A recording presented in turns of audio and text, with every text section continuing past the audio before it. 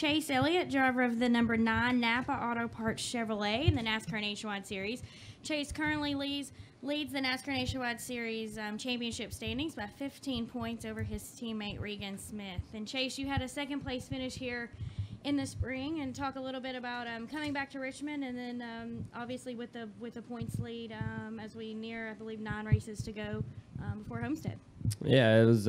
We had a pretty good run here in the spring race. There was times where I thought we were pretty close to Kevin, and then by the last run, we I think kind of adjusted a little bit too much and kind of got back to where he was. He was way better than we were. So I feel like we're capable of running with them, and I think we were capable of it last race. So we kind of missed on the last adjustment, and hopefully we can try to better our run from here in the spring, and I'd be very much so happy with that. So hopefully we can achieve our goals. All right, we'll go ahead and open for questions for Chase. If you have one, please raise your hand and state your name and affiliation. Okay, we'll start with Chris.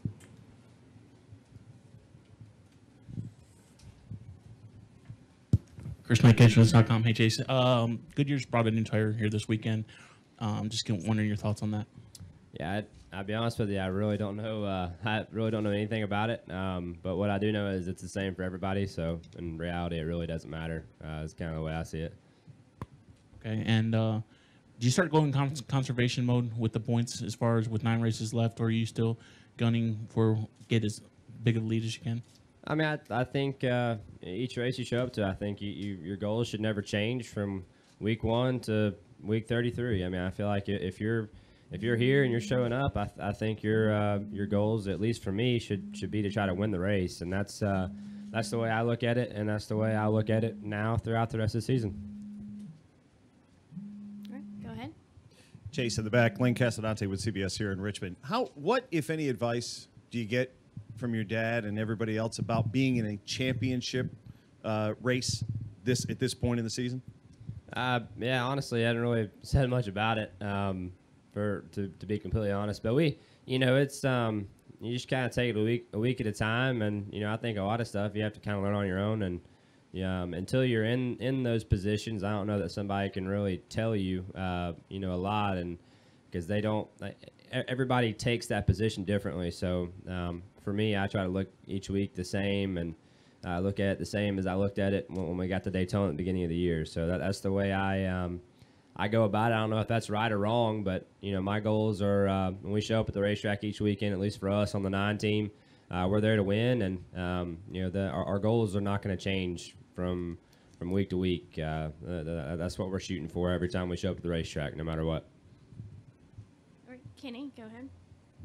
Kenny Bruce with NASCAR.com. Chase, when you look back on this season, where do you feel like you guys have improved the most, and where do you guys still need to improve going into these last few races?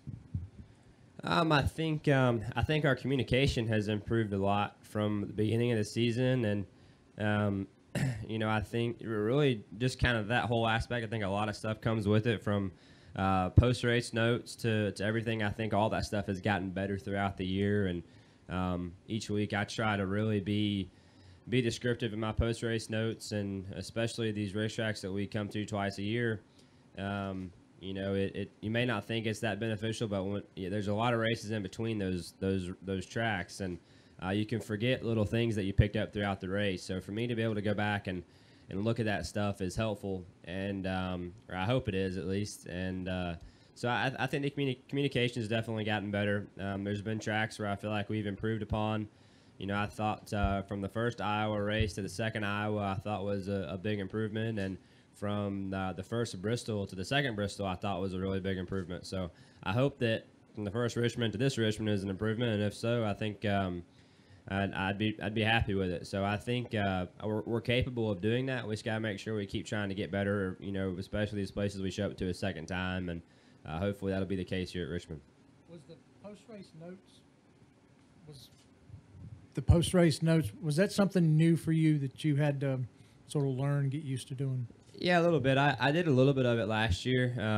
Nothing quite like what we do now, but I did a little bit of stuff last year, kind of just personally for my own knowledge, but nothing like what we do what we've done this year at least.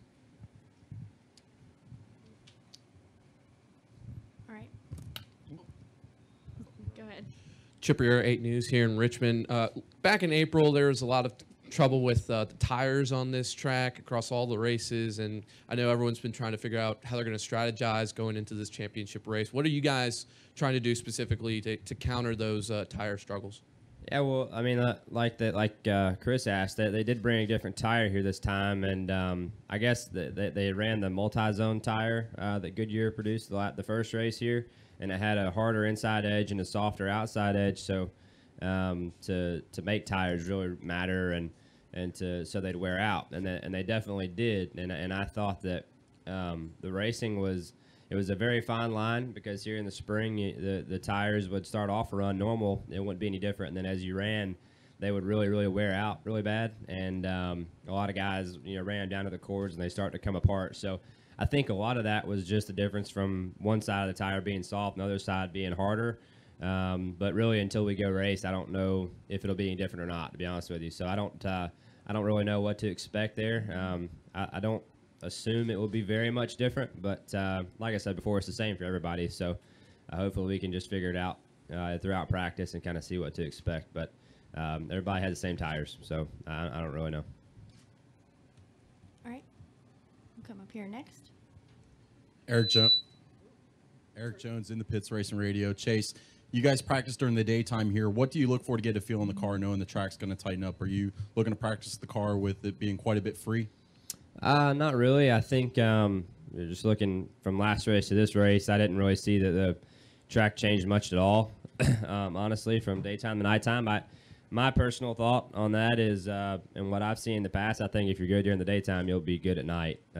Just kind of my personal opinion. I think if you're tight during the daytime, you'll be that much tighter at night, or if you're loose during the daytime, you'll be that much looser at night. So I don't really expect it to change a whole lot. I think whatever you're fighting will just be maximized when the sun goes down. All right, Chris, go ahead.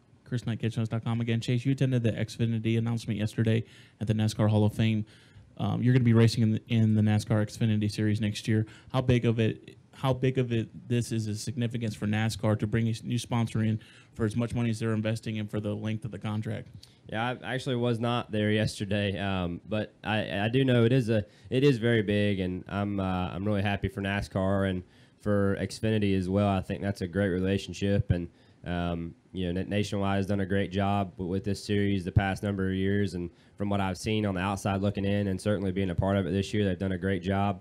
And I definitely expect Xfinity will do their part just like Nationwide did. So I'm looking forward to getting in the next year and really seeing what they're all about. And I'm excited about the partnership. I think that's big. And with the way the world's changing, and everything is kind of technologically based, I think having a company like that can really kind of take the races and streaming them online and doing a lot of different stuff. I think they have a lot of pull to really make things better and be able to reach it from different areas. So I'm excited about that and seeing what they can do. And like I said, I think it's a good partnership. All right. Any final questions for Chase? Okay. We'll come up front.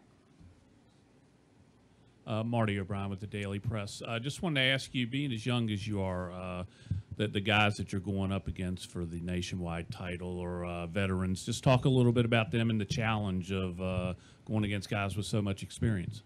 I mean, certainly, For me, I respect those guys, and they're definitely they've been racing for a long time, man, and they know what they're doing. And fortunately, one of them is on my team, and I can go to him and ask him questions and utilize some of that knowledge. So, I think that they're definitely in the position they're in for a reason, and those guys are capable of getting the job done.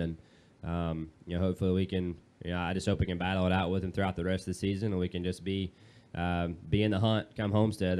That's our goal. So hopefully that's the case. And I know that, like I said, those guys are very talented, and they've been in these positions before. So hopefully we can figure out a way to hang with them. All right. Any additional questions for Chase? All right, Chase. Thanks for your time today. Best of luck this weekend. Thank you.